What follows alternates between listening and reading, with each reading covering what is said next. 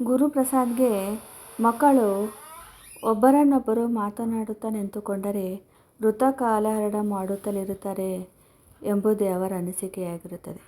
ಅದಕ್ಕೆ ಮಗಳನ್ನು ಮನೆ ಪಾಠಕ್ಕೆ ಸೇರಿಸುತ್ತಾರೆ. ಅದರಲ್ಲೂ ಕೆಲ ಗೆಳತಿಯರು, ನಿಮ್ಮ ಮಗಳು ಮನೆ ಪಾಠಕ್ಕಿಂತ ಹರಟುವುದರಲ್ಲೇ ಹೆಚ್ಚು ಆಸಕ್ತಿ ತೋರಿಸುತ್ತಾಳೆ ಎಂದು ಗುರುಪ್ರಸಾದರ ಕಿವಿ ಊದಿರುತ್ತಾರೆ. ಹಾಗಾಗಿ ಅದು ಕೂಡ ತಪ್ಪಿ ಹೋಗಿರುತ್ತದೆ.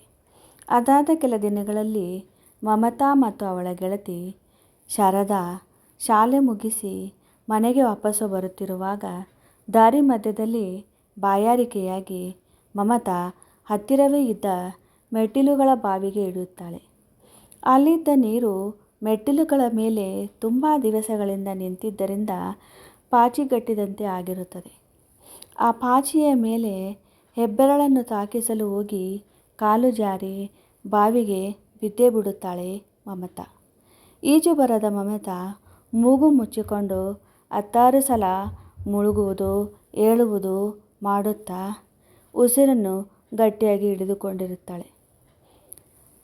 ಈ ಘಟನೆಯ ಸೂಕ್ಷ್ಮತೆಯನ್ನು ಅರಿತ ಆಳು ರಾಮ್ ಅವಳನ್ನು ಮೆಟ್ಟಿಲುಗಳನ್ನು